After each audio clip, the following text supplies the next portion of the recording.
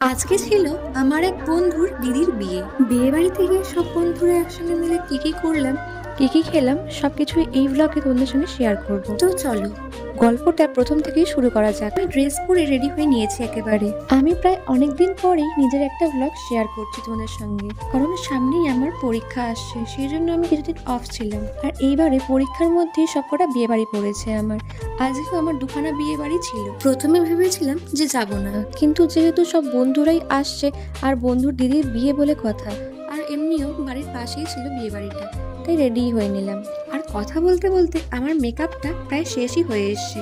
আর এই যে এখন আমি দুল পরে প্রায় রেডি, কিন্তু না, এখনো তো আমার হেয়ার স্টাইলে কিছু করাই হয়নি। এমনি সময় তো একটা ঝুঁটি করলেই মিটে যায়, কিন্তু বিয়ে বাড়ির সময় আমার খুবই টেনশন হয় যে এত বড় চুল নিয়ে আমি করবোটা কি, ভেবেই পাই না। তারপর কতবার চুল খুললাম আর চুল বাঁধলাম, চুল খুললাম আর চুল বাঁধলাম, তারপরে এই হেয়ার স্টাইলটা করেছিলাম, তাও আমার মনের মতন ঠিক হয়নি। তাই আবারও হেয়ারটা খুলে আমি অন্যরকম স্টাইল করবো ভেবেছিলাম, কিন্তু যেহেতু ওইদিকে সবাই এসে গেছিলো প্রায়, সেই জন্য আমিও বেরিয়ে পড়লাম বাড়ি থেকে। যা হোক বা হোক করেই বেরিয়ে পড়েছিলাম, আর হেয়ার স্টাইলটা আমার করা হয়নি।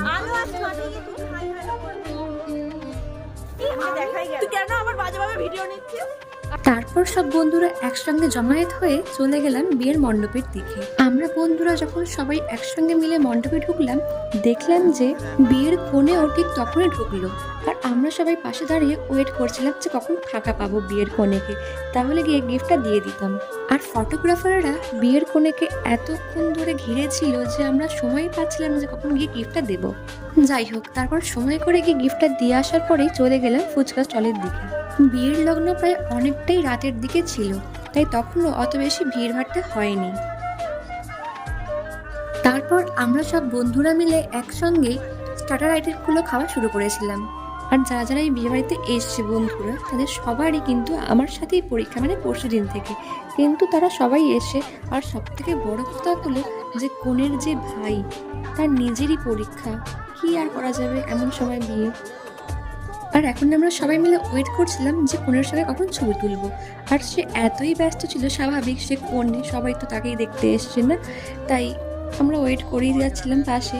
তারপরে অ্যাট লাস্ট একটা ছবি তুললাম, তারপর আমরা চলে গেছিলাম ডিনার করতে।